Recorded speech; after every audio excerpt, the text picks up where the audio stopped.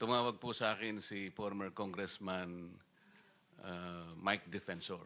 Meron po siyang personal na kaalaman para ikonekta si Representative Saldico kay former Speaker Martin Romualdez. Pumunta ka ako bukas ng umaga sapagkat meron kaming pagdinig. Mr. Chair, nandito po yung tao at hawak ko po yung ilang piraso ng kanyang sinumpaang salaysay. Humigit kumulang 3 beses ako mismo ang nag-deliver ng basura sa bahay ni Congressman Saldico, sa Horizon Resident at sa mga bahay ni Speaker Romualdez sa 42 Mackenzie Street, Taguig. Ang ibig sabihin ng basura ay malita na may lamang pera. Mas maraming pagkakataon na nagde-deliver kami ng basura sa bahay ni Speaker Romualdez. Mr. Chair, I am going to consume my time by making a disclosure. Kahapon po, mga pasado po 2:00 ng hapon, tumawag po sa akin si former Congressman Mike Defensor. Tinanong ko po kung ano ang kailangan niya. Meron daw pong isang tao na matagal na po niya kung gustong kausapin para sa isang paglalahad ng kanyang nalalaman tungkol po sa ating iniimbestiga sa committee ito. Sabi ko, madali ba yan kasi meron kaming session, mag-uumpisa yun ng 3:00. Sandali lang ito, sabi niya, kasi nandito lang naman kami rito sa may Golden China. Ito pong restaurant malapit sa atin. Mga 5 minuto lang po siguro mararating natin. So ako po ay nagparaya at pinuntahan ko kung sino yung sinasabi niyang tao. Kasi po meron na raw po siyang draft na salaysay na kung gusto ko raw pong makita. So Mr. Chair, ako po ay nagpaunlak para makita kung talagang meron ngang ganung tao at meron nga siyang gustong isalaysay. Nakita ko po yung tao at pinabasa niya po sa akin yung isang salaysay na nakaporma na po. Binasa ko po. Yun pong salaysay na yun ay nagsasabi ng kanyang pagkalungkot at siguro pagkabahala, sabi niya, na bakit nangyayari sa ating bansa ito. At nalulungkot siya, Mr. Chair, sapagkat meron siyang partisipasyon doon eh. At nung makita ko ang kabuuan ng kanyang salaysay, meron po siyang personal na kaalaman para ikonekta si Representative Saldico kay former Speaker Martin Romualdez. Sabi ko, hindi ako pwedeng magtagal, nabasa ko na ito, hahabol ako sa aming sesyon 3:00. Pero kung talagang ikaw ay voluntaryo mong gustong gawin yan sang-ayon sa iyong nilalahad dito, di sige, i-finalize mo yan at gusto ko, ipanotaryo mo sapagkat hindi po pwedeng hindi notaryado yan. At kung buo ang loob mo at talagang yan ay matagal mo nang iniisip, pumunta ka ako bukas ng umaga sapagkat meron kaming pagdinig. Mr. Chair, nandito po yung tao at hawak ko po yung ilang piraso ng kanyang sinumpaang salaysay. Kung po pwede po sana natin siyang tawagin ngayon, para ngayon siya po ang mismo maglahad ng kanyang salaysay sa ating gitna. Okay, you may call him.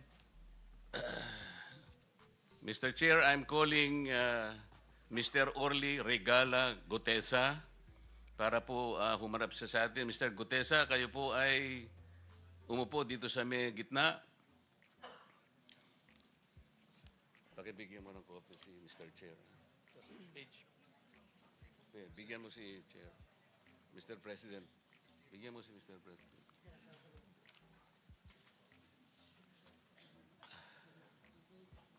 Manatili ka muna nakatayo kasi nunumpa ka.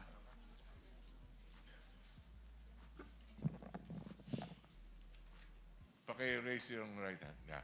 Do you swear or affirm to tell the truth, the whole truth, and nothing but the truth in this proceeding? Yes, sir. Salamat. Take your seat, please. You may proceed. You may continue. Salamat po, Mr. Chair. Mr. Gutesa, kaninang ako'y nagpapaliwanag para ipakilala kita. Narinig mo yung aking sinabi? Yes, Your Pwede mo Honor. bang i-confirm na kung ano yung sinabi ko ay yung nangyari kahapon? I confirm, Your Honor. Salamat po. At ngayon po ay hawak ko nga ang inyong sinumpaang salaysay na nung draft ito ay binasa ko, ganun din nga po at wala namang pagbabago. At gusto ko lamang pong sabihin ninyo na mayroong pirma sa ibabaw ng pangalang Orly Regala Gutesa. Kayo po ba ang nagpirma nito? I confirm, Your Honor. At gaya po ng sinabi nyo sa akin kahapon, voluntaryo ninyong ginawa ito at wala namang namilit sa inyo. At katotohanan yan, ako nga po ay ininyayahan nyo para makita ko yung inyong salaysay. Yes, Your Honor. Ito po ay pinanotaryo ninyo. Nakikita ko rin po. Totoo po ba itong notaryong ito? Totoo po, Your Honor. Okay.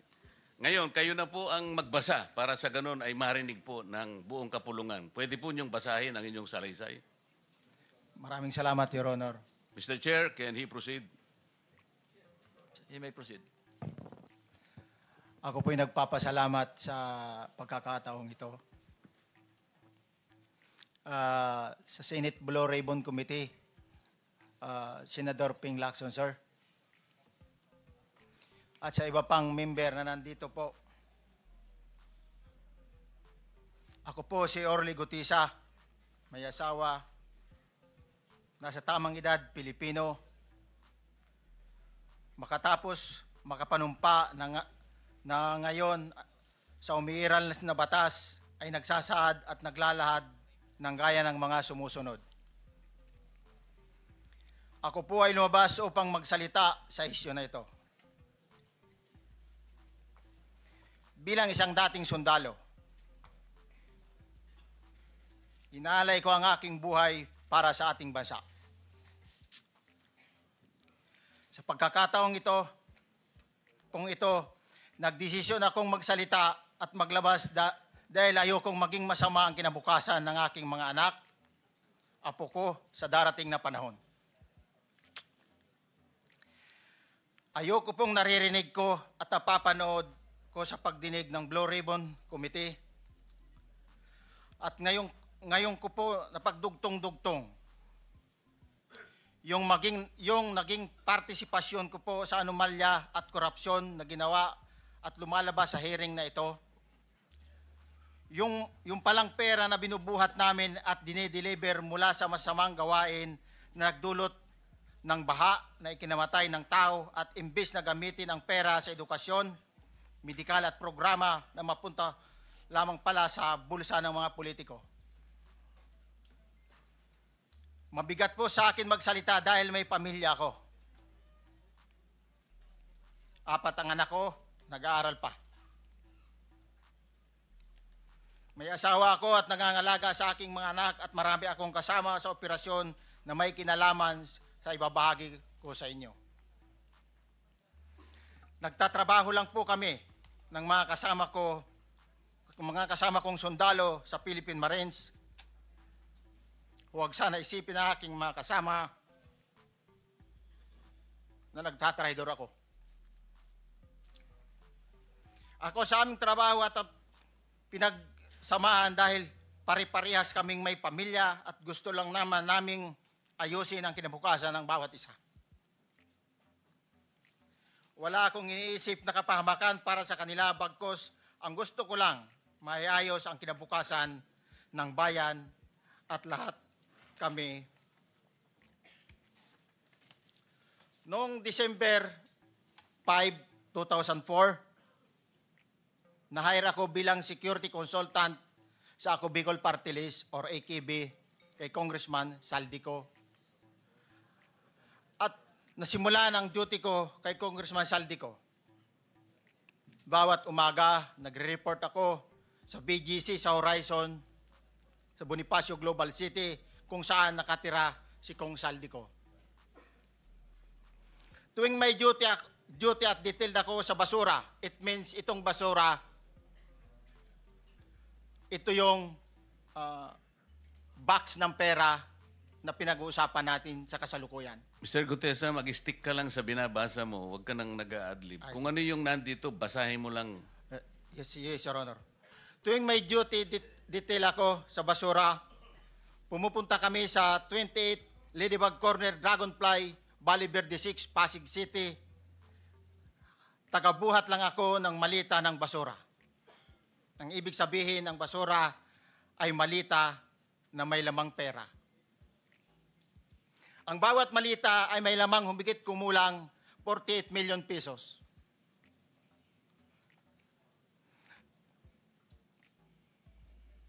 Ang bawat malita ay may post-it na nakadikit na nakasaad kung magkano ang laman ng bawat malita. Tuwing may duty detail sa basura, may pumupunta na tao na magde-deliver ng basura at nire-receive ni John Paul Estrada at Mark Tiksay. Ang mga executive assistant ni Congressman Saldico at sila ang mga detailed sa mga ganyang activities. Ang mga nangyayari kapag duty kami sa basura, kalimitang dinadala sa bahay ni Congressman Saldico sa Valle Verde 6 at tinatanggap naman ni Mark at ni Paul. Pagkatapos naming may baba ang nasabing basura, ipinapasok sa bahay ni Congressman Saldico sa Valle Verde 6 at binibilang ni Mark at ni Paul. Alam ko na ang laman ng malita ay pera sapagkat nakita ko si Paul na binuksan ang malita at inilabas ang laman para bilangin. Ang isang ehemplo na nagdala ng pera ay si Congressman Eric Yap ng AXIS Party List. 46 na malita ang dala niya sa bahay ni Congressman Saldico sa Valle Verde 6. Pagkatapos mabilang, isinakay namin sa mga sakyang patungo sa Horizon Residence sa Taguig. At dumiretso kami sa basement upang may baba ang nasabing basura. Bago ibaba ang nasabing basura, ito... Merong napuputol sa binabasa mo eh. Huwag kang magmadali. Huwag kang magmadali. Naputol na... Ulitin mo yung paragraph 20. Wala na akong... Hindi ko makita na putol na siya.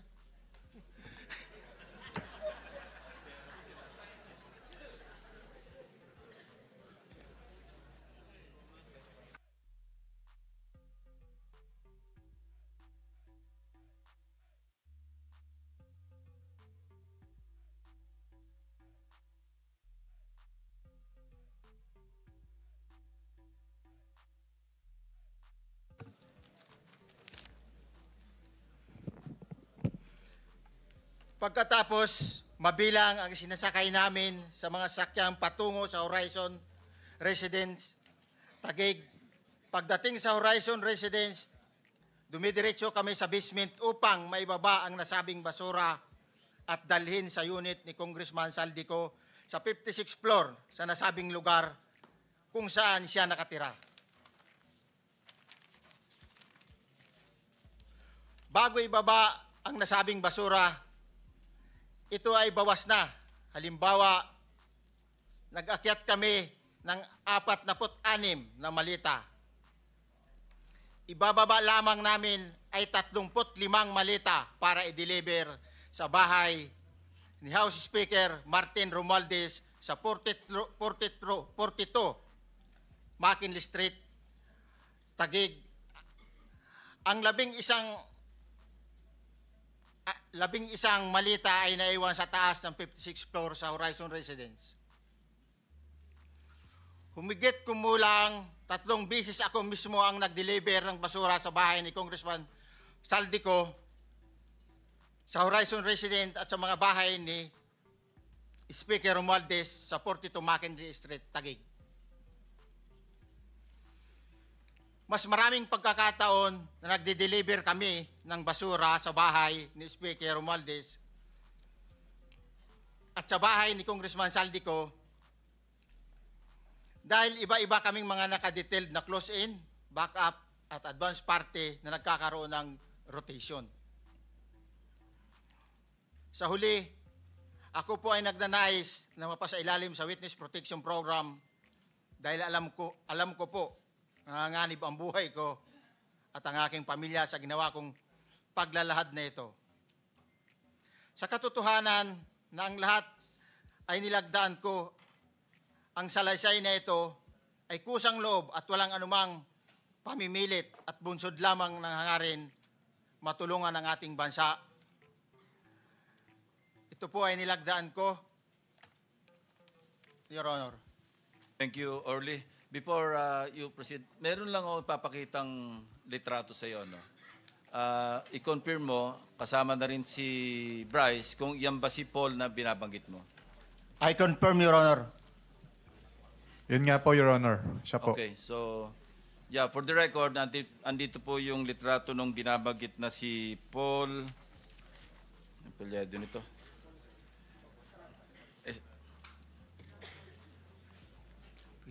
John Paul Estrada, hindi ba?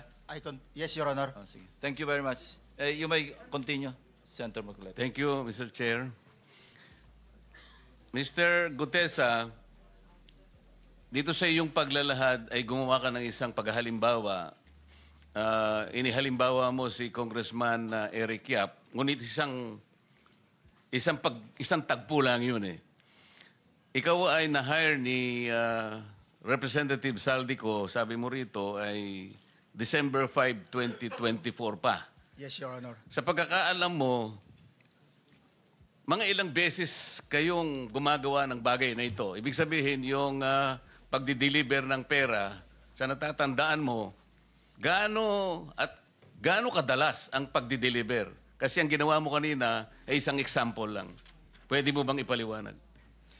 Your Honor, minsan kasi pag-duty kami, ang actual ko na delivers talaga sa bahay ni Congressman Romualdez is 3. Tapos pag may duty kami, nagkakaroon ng detailed. Minsan namumonitor ko doon sa group chat namin, may basura tayo deliver. Minsan namumonitor ko siya is 3 times a week ang delivery doon sa Forbes, sa bahay ni Kung Romualdez. Yung pera minsan nanggagaling lang doon sa horizon sa taas, ibinababa. Tapos may detail lang na tao, namumonitor ko naman sa GC namin. Kaya nalalaman ko yung movement ng tropa, kung ano yung sinasabing basura ng delivery. Your Honor. So yung delivery o yung movement ng tropa nagaganap average 3 times a week. 3 times a week, Your Honor. Nagsimula noong December 2024. Yes, Your Honor. Hanggang ngayon ba ay naglilingkod ka pa kay Representative Saldico? Sa kasalukuyan po ay nag-resign po ako noong August 5, itong taon po na ito. So, maliwanag ba ang ibig mong sabihin para sa kapulungan ito ay nag-a-average ng 3 beses sa loob ng isang linggo ang pagdi-deliver ng pera kay Representative Saldico at tuloy-tuloy naman doon sa bahay ni former Speaker Martin Romualdez sa ganong rate, ganong beses, 3 beses sa loob ng isang linggo. Yes, Your Honor. Magmula December 2024 hanggang ikaw ay mag-resign noong August 2025, this year. Yes, Your Honor. Mr. Chair, Senator Marcolita, short Yes. interjection. With the permission of Senator Marcoleta. Thank you, may Mr. Chair. May maibigay ka ba na pangalan? Kasi ang sinasabi mo lang ngayon, as far as you're concerned, during ikaw ay nagdo-duty, nagro-rotation basis yung duty. So pag wala ka, absent ka, iba ang nagdo-duty, iba rin ang nagtatanggap sa pera at nagdi-deliver. Am I correct? Senator De La Rosa, may I just remind you na isang follow-up. Pero kung gusto mo ituloy at pahig si Senator Marcoleta, naka-charge sa oras niya yung mga susunod na tanong. Okay? Okay lang. Okay lang. Sige, boss. May- Nanghiram meron lang pa naman namang- ako sa iyo. Go ahead. Meron ka pa namang 4 na minuto pa mahigit yan. Yes, sir. So, sige. Very quick lang. So, pag hindi ka duty, may ibang nag-deliver ng pera kay Saldico at kay Speaker Romualdez. Pag nangyayari yan, sir, pag hindi ako duty, may makadetail talaga sa basura na yan. Pero ang authorized lang na mag-deliver at mag-receive niyan is yung dalawang tao na binanggit ko, which is John Paul Estrada and Mark Tiksay. Okay. Thank you, Mr. Chair. Thank you, Senator Marcolita. Mr. Gutesa, sa panig ng pagdi-deliver sa bahay ni former Speaker Martin Romualdez, sinong tao ang nagre-receive? Sa mga ganun, sir, ang may contact, Your Honor, is yung si Paul at si Mark lang ang may contact doon sa receiver. So pagdating doon, nakabukas na yung gate doon sa Forbes, pumapasok na lang kami. Then pag nabuhat na namin yung mga malita na ibaba na, so lalabas na kami. Wala na kaming ano. Basta may deliver lang namin yung mga basura doon sa bahay, wala na kaming ano noon, Your Honor. Alin-aling bahay Yung ang 42. pinagdi-deliveran mo sa panig ni former Speaker Martin Romualdez? Yes, Your Honor, yung 42, yung dito sa may Forbes Park. Yun lang? Wala nang iba? Mayroon pa yung bago nakaraan doon sa 19 Nara, yung dating bahay ni Michael Yang. Sa pagkakatanda mo, mayroon pang ibang lugar na kung saan nagdi-deliver kayo? Sa Aguado, dyan sa Malacanang. Aguado? Excuse me, Senator Marcoleta. Sino Michael Yang? Yung dating sa Pugo yata yon. Sa? Yung dating sa Pugo. Yung Michael Yang. dating bahay ni Michael Yang. Dating bahay. Yes, Your Honor. Okay, thank you. Ibig mo sabihin, nabili ni Speaker Martin yung bahay ni Michael Yan? Allegedly, Your Honor. Pero paano mo alam na bahay ni Speaker yon? Kasi doon na nagde-deliver yung tropa nung hindi na nagde-deliver doon sa 42, Your Honor. Ngayon, sinasabi mo meron kayong chat.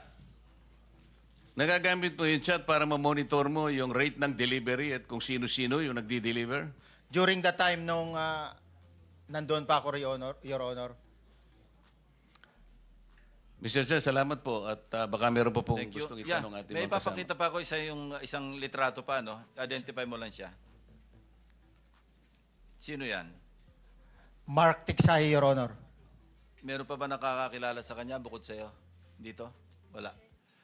Nabanggit kasi ni Engineer Alcantara rin dito eh. Sa salaysay mo noong September 23, sinasabi mo, hindi ko po siya na-meet during pagdadala.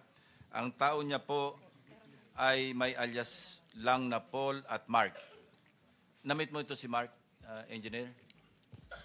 Sa Valle Verde po, once lang po. So, kinukonfirm na si Mark Tiksay ito? Mark po and Paul, karaniwan po. Okay, thank you. Thank you, Senator Marcoleta.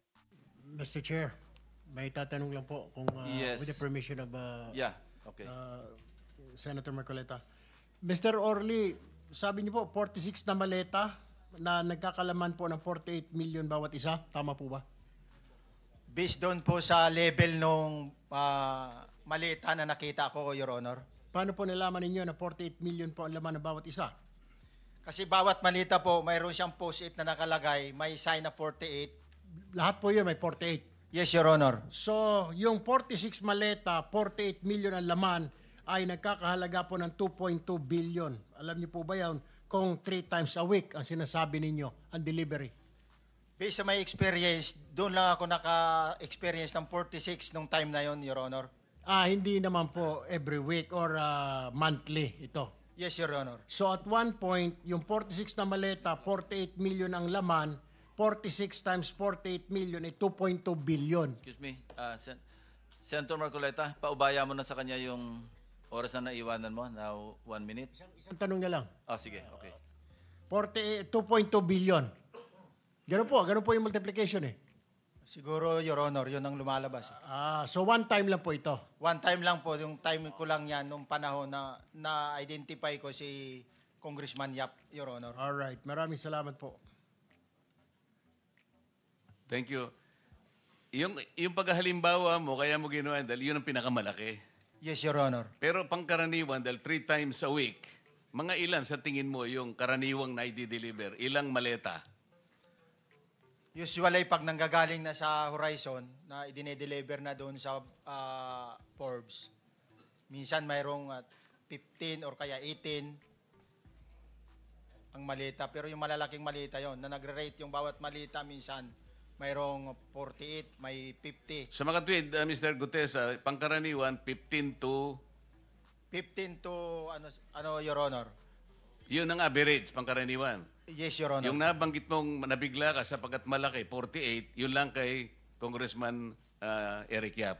Yes, Your Honor. Yun ang time na nakita ko talaga in ano yung ganung kabalk Okay. yung balita na yun, Your Okay. Honor. Mr. Chair, payagan nyo sana akong magtanong lang ng isang tanong kay Mr. Diskaya.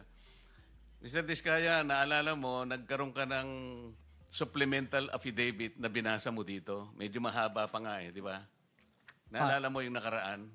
Ito yung supplemental affidavit mo. Yes po, Your Na Honor. may petsang September 23, 2025. Ito yung nakaraang hearing natin. Yes po, Your Honor. Napansin ko kasi nung pinakinggan ko yung tiningnan ko sa ating transcript, parang hindi mo binasa yung paragraph 30 na kung saan binabanggit dito yung DPWH Region 1. Chinek ko talaga kaninang umaga, nirecheck ko uli, hindi nasama sa binasa mo ito. Ano ito, nagkamali ka lang o... Your Honor, talagang hindi ko po nabasa dahil masyado na pong mahaba yung ano ko. Yung binabasa ko po. Hindi nga, sabihin mo na nagkamali ka lang, hindi mo sinasadya. Hindi po sinasadya. Pero dito po, wala rin po eh. Hindi nakasulat. Baka nakalimutan pong ilagay, kaya hindi ko po nabasa. Tsaka pinatigil po ako doon sa... Nakatigil... ito, sorry. Nagkamali po ng page. Ito po, 30 po sa Region 1. Meron pala. Oo nga, nandito yung paragraph 30, DPWS Region 1. Yes po, Your Honor. Pero nung checking ko yung transcript, hindi mo binasa ito. Opo, yes po, Your Honor, kasi mahaba na po. Hindi, nabasa mo yung 31 hanggang 37 eh. Ito nalaktaban mo yung 30. Kaya lang ako nagtataka, kaya tinatanong kita, sinadya mo ba to o nagkamali ka lang? Hindi po, Your Honor, kasi napatigil na po ako nung Hindi sa nga, dulo po. sagutin mo, nagkamali ka lang. Hindi po, Your Honor. Hindi po ako nagkamali. Ano nga? Sinadya mo? Hindi po, Your Honor. Bali, alam ko po parang pinatigil na po ako dito dahil masyado na po mahaba yung binabasa ko. Hindi, ganito. Pinatigil ka, nung pagpatuloy mo, nakaligtaan mo yung number 30. Hindi mahaba pa yan eh. Nalaktawan mo siguro. Yes po, Your Honor. Yeah. Para maliwanag lang. Oo, Hindi gusto ko lang sinadyang maliwanagan kasi Yeah. nabanggit ko na kanina na naimungkahi ko na sana'y tawagin din si Governor Chavit Singson. Baka ka kung may konekta doon sa ano mo, baka ka kung sinadya mo. Ngayon, kung sasabihin mong nagkamali ka lang, tatanggapin ko yon. Your Honor, hindi po ako nagkamali. Naalala po, hindi lang po nabasa. Okay. Salamat, Mr. Chair. Ang